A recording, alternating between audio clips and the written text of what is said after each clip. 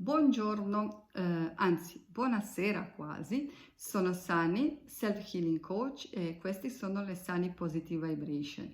In questi ultimi miei piccoli sketch, miei piccoli video stavo parlando di amore, partendo sempre da quello che è il concetto di amore proprio, amore verso di noi stessi. E tutto ciò non per dirvi sfoggiate il vostro ego e andate in giro che nessuno vi si avvicina, ma perché un sano concetto di amore verso di noi stessi è la cosa migliore che una persona può fare per riscoprirsi nell'amore verso gli altri, perché io sono sicura, non 100 ma 1000%, che una persona che non è in grado di amarsi e di rispettarsi per quello che è, non è in grado di amare gli altri. Può essere una persona buona, può essere una persona disponibile, ma non può vivere e non può vivere vero amore, e se non può vivere vero amore non può permettersi di amare. Ok? Magari suona crudele, però in grosse linee la vita e concetto di amore è questo. E proprio per questo, dopo queste 3-4 lezioni, ma abbiamo parlato di tanti altri argomenti noi, no? Degli angeli, dell'amore, dell'ego, dei rapporti, di tutto e di più, di conseguenza quelli che gli piace video, quelli che volete approfondire, iscrivetevi, mettetevi la campanina così vi ricorda quando arrivano i video nuovi. Metteteli like, perché il mio obiettivo sarebbe che diventiamo sempre più numerosi in condivisione, e tutto quello che sto facendo io lo sto facendo pubblicizzando anche i libri, cioè pubblicizzando, è tutto a titolo gratuito, io non sto ottenendo nessun tipo di contributo per niente di quello che dico. Non sono finanziata da nessuno, è semplicemente un mio percorso, è un mio desiderio di trovare il modo di condividere con voi quello che io sono riuscita a raccogliere in lungo delle mie esperienze. Potete essere d'accordo o non d'accordo, anzi se non siete d'accordo anche mi farebbe piacere capire le vostre posizioni, le vostre esperienze. Dico, iscrivetevi, scrivetevi, e in due sappiamo sempre meglio che solo uno. Questa è la mia formula vincente e per questo condivido con voi quello che io fino ad oggi ho avuto come l'esperienza, non perché è perfetta, non perché è unica, ma perché semplicemente a me mi ha aiutato di capire, di trovare le risposte e di migliorare alcune parti della mia vita. E spero che sarà così anche per voi. Allora, oggi l'argomento, come abbiamo detto, perché andiamo a aggiungersi su quello che è stato fatto precedentemente, è praticamente il mio vero amore. Quando dico così è perché in questa veste noi andremo a scoprire cos'è per voi, cos'è per te un vero amore. E perché lo dico in questo modo? Lo dico perché quello che potrebbe rappresentare amore o l'idea dell'amore per una persona non è necessario che va bene anche per l'altra. Dipende dai valori che noi diamo alla vita. Potrebbero essere i valori di sicurezza, di amore, di insicurezza, cioè di divertimento più che di insicurezza, valore di concretezza, di benessere economico. Ci sono varie situazioni nella vita dove noi esprimiamo questo concetto d'amore con le diverse priorità. Possiamo avere anche amici, carissimi amici e amiche che passano la vita insieme a noi, che possono in maggior parte delle situazioni essere persino d'accordo con noi, ma non è necessario che hanno stessa visione dell'amore uguale alla nostra e stessi bisogni che si nascondano. E per questo io per prima cosa che voglio fare con voi è farvi le domande. E voi mi direte, che senso ha? Cioè, sono venuto qua, ti ascolto per le risposte e tu mi rispondi con le domande. Sì, Perché con le domande? Perché queste domande, che sono poi poche, ma sono molto collegate una con l'altra, è perché andiamo a approfondire la vostra persona e voi non dovete dirlo a me, dovete dirlo a voi stessi. Questo vi aiuterà a capire, scusatemi, mi prude il naso, questo vi farà capire cos'è per voi importante, dove vi trovate oggi in confronti dell'obiettivo che volete raggiungere o che avete raggiunto in termini di una relazione, ma magari vorreste migliorare la vostra relazione. E la scoperta nasce dalle risposte, cioè le domande su quale noi, cioè voi, andrete a darvi riferito all'amore. Prima domanda è: cos'è per te amore? Parlo un po' più lentamente quando faccio queste domande perché voglio che arrivino al profondo del vostro cuore, non voglio farvi una sfracca di domande che poi dopo voi dite ma che senso ha. Lentamente, perché quando io dico che cosa è per te l'amore, intendo quando tu pensi al desiderio dell'amore, cos'è che provi? Cosa vorresti provare? Come ti fa sentire? Ok. Questa è la prima domanda. Seconda domanda è: cosa ti fa sentire amata o amato? Perché questo? Perché per una persona potrebbe diamo un esempio. Per una persona potrebbe essere i regali, portargli i fiori, una serata romantica, potrebbe essere un'espressione di profondo amore e di attenzione. Un altro potrebbe sentirsi amato perché riceve continuamente le attenzioni, tipo le telefonate, tipo i messaggi, e l'altro potrebbe avere il prurito in tutto il corpo solo del pensiero, perché per me magari 20 telefonate al giorno con la domanda dove sei suonerebbero una forma di controllo. Per un'altra persona potrebbe significare attenzione nei miei confronti.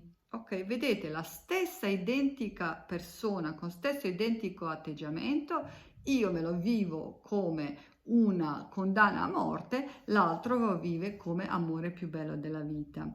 Ok, di conseguenza la domanda è semplice: cosa ti fa sentire amata?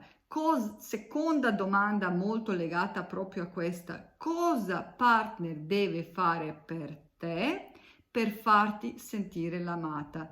Dove c'è la differenza? Qui è cosa mi fa sentire l'amata in generale. Invece, cosa proprio nella relazione, qual è la mia aspettativa che partner faccia le cose per farmi sentire amata, per farmi sentire questo amore e questa sua presenza. Ho dato prima uno degli esempi che può essere semplicemente applicato anche a questo concetto, ma vorrei approfondire questa cosa qua perché specialmente noi donne, è riferito, tutto questo video va benissimo anche per gli uomini, per carità, ma volevo dire, noi donne spesso abbiamo la tendenza, e ve lo dico della esperienza, sono una donna, sono molto bionda, scherzo, però abbiamo la tendenza di voler che uomini, che i nostri partner indovinano sempre. Ok? Non dandogli neanche la speranza, è questo che... Perché? Perché noi donne viaggiamo su un'aspettativa di intuito, di intuizione e di emozione. Uomini hanno un concetto che si chiama la parola ha un significato, ok? Per loro è molto più lineare.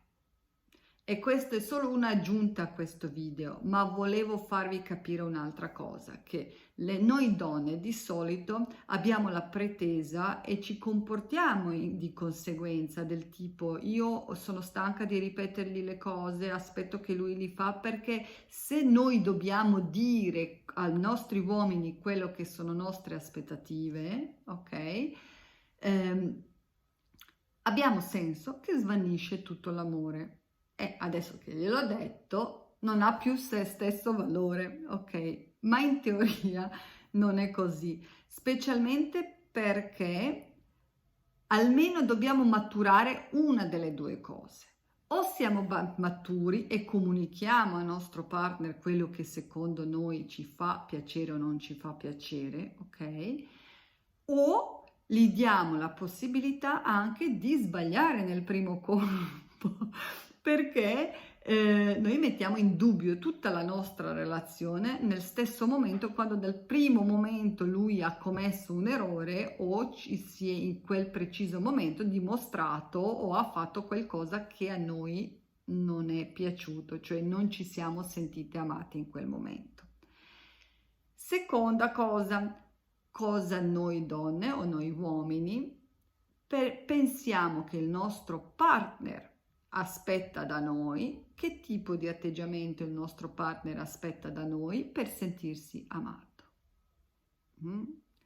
È una domanda un po' trabocchetto, ma più che trabocchetto per farvi riflettere. Se siete sinceri con se stesse, con voi stessi maschietti, capirete, vi beccherete nel momento di essere stati magari spesso anche voi non nell'ascolto del proprio partner, ok? Che magari adesso non lo sapete, voi avete presunzione di sapere, o magari ancora peggio siamo nel nostro ego un po' sforlazzato lì sopra da qualche parte e pensiamo che partner deve assolutamente percepire, perché il nostro intento è quello di amarlo profondamente in quel modo. Ok? E non gli diamo spazio neanche per un millimetro. E questi sono altri sbagli che nascano in una relazione duratura, come in una relazione all'inizio, come ogni tanto possano nascere semplicemente dall'aspettativa del primo incontro, cioè che queste cose qua non ci permettano neanche di entrare in una relazione vera di amore. Allora, come ci comportiamo noi in quelle situazioni lì? Questo ci fa capire dove ci troviamo noi adesso. Allora, come ho detto prima, il momento quando noi cominciamo a creare le pretese, cioè aspettiamo che lui o lei indovina tutto quello che a noi in quel momento lì o in generale fa piacere, senza dargli possibilità neanche di esplorare strada facendo e sbagliando, ok? Ma prendiamo tutto sul personale, tutto e subito, e non diamo la possibilità di comunicare di quello che veramente vogliamo, vuol dire che dobbiamo un po' maturare il nostro concetto di amore. Dobbiamo rendersi pronti per una relazione seria e amorevole e duratura. E tutto ciò non per dirvi adesso è colpa tua, non ci sono colpe, è semplicemente per capire che ci rende chiaro questa idea che in ogni relazione esistano queste problematiche, ma siamo noi che dobbiamo maturare e comprendere quando succede il momento, quando succede questo inghippo di sofferenza, da quale noi possiamo scegliere in quel momento lì se essere nell'aspettativa che il partner deve soddisfare assolutamente quello che noi abbiamo preteso, o vogliamo semplicemente essere felici con il nostro partner. In quel preciso momento noi stiamo maturando e possiamo decidere che per noi questo è un vero amore. Spero che sono stata chiara di spiegarvi queste differenze. E perché? Perché qui voglio rispondervi allora come fare. Ed è molto semplice. Quando noi ci siamo risposti a queste domande sopra, quando abbiamo una visione chiara, ok, su cosa è per noi amore, come ci atteggiamo in determinati momenti, cioè quando comprendiamo che vogliamo uscirsene fuori dalla pretesa e dal aver ragione, perché il momento quando noi decidiamo avere ragione, noi siamo usciti fuori dal campo emotivo, abbiamo due possibilità, o la guerra, ok? Perché io voglio avere ragione, di conseguenza partner è quello che non capisce, non va bene, non è abbastanza e non voglio andare per l'altra direzione, o semplicemente mi chiudo a riccio, ok? E non mi permetto di stare nella felicità, di gioirmi di tutto ciò che mi sta intorno. Allora, dobbiamo comprendere questo, che se noi a queste risposte, osservando il partner, comprendiamo che il nostro partner ci dà più di 80% di caratteristiche che in generale, ok? Che per noi, cosa per noi ha significato l'amore. Per esempio, per me è la fedeltà, la sicurezza, la dolcezza. All'ultimo posto mi vengano i brividi della vita, come si dice, le cose pericolose e via così. Ok, se io trovo che mio partner ha 80% di caratteristiche e in 80% di casi è molto vicino al mio ideale di amare, di sentirmi amata e di vedere l'amore, ok?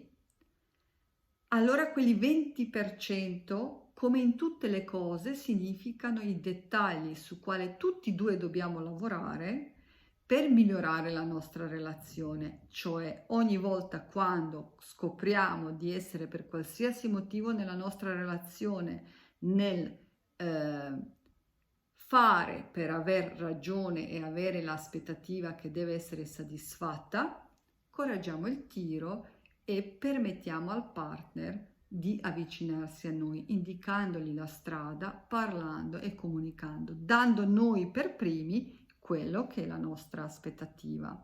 Ok?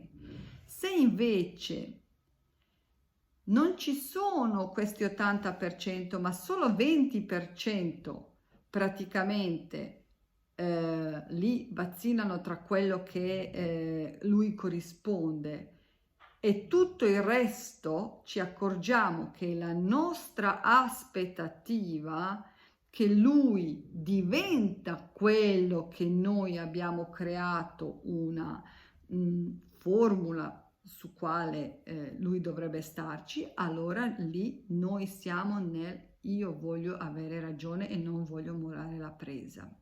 E da qui non esce fuori l'amore. Questo che vi voglio dire. In queste circostanze è meglio mollare la presa. Meglio comprendere che un partner non è per noi, per la nostra felicità e per la sua felicità, perché questo cosa vuol dire?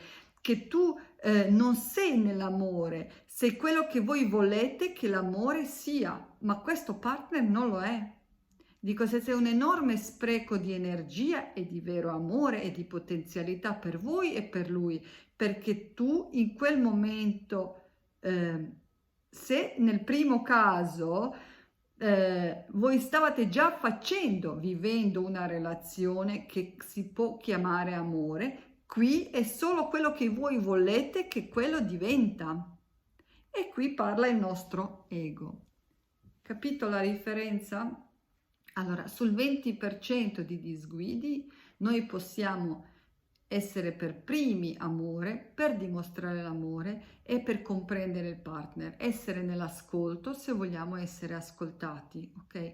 Permettere al partner di capirci e anche ascoltare per avvicinarsi al partner in modo come lui, nutrirlo quando lui ha bisogno. Ma se noi invece siamo nella pretesa che noi vogliamo che in questa circonferenza lui ci sta, ok? Perché questo ci fa sentire noi amati, ma lui è tutto da un'altra parte, vuol dire che noi abbiamo creato un'idea e questa idea non esiste ed è egoistico, faticoso, traumatico e doloroso provarci mettere un cerchio dentro un quadrato dentro un cerchio, non importa. Allora, tutto ciò per dirvi che dobbiamo avere il coraggio di vedere noi stessi per quello che siamo. Dobbiamo essere sinceri che le nostre priorità per noi sono importanti. È meglio ammettere le priorità che per noi sono importanti e ammettere che alcuni partner non ci stavano in queste priorità, di conseguenza non sono i partner idonei per noi. È molto più coraggiosa e molto più amorevole, permettendoci che ci entra nella vita un compagno, un partner, una partner, un amore della nostra vita, che bisogna semplicemente investire men che meno di 20% di energia per farla funzionare al meglio, piuttosto che provare a cambiare una cosa nel suo profondo, perché nessuno e niente vuole essere cambiato fino a questo punto. Nessuno vuole diventare qualcosa di diverso, perché se partner, in quel momento lì dovreste aspettare da voi che voi diventate quello che vuole lui, non sarebbe corretto. Così vale anche per il nostro partner. Spero di esservi stata d'aiuto, spero di avervi fatto capire, ragionare magari su alcune relazioni, di lasciare andare, di perdonare a se stessi e agli altri, e spero, se avete le domande, se avete i dubbi, se avete altro tipo di esperienza e via così, condividete con me, scrivetemi, iscrivetevi, dobbiamo diventare grandi, dobbiamo essere in grado di condividere con mezzo mondo tutto ciò che abbiamo da dire. Per adesso vi ringrazio, fino a settimana prossima, vi auguro un buon fine settimana e un abbraccio a tutti e tanto amore vero.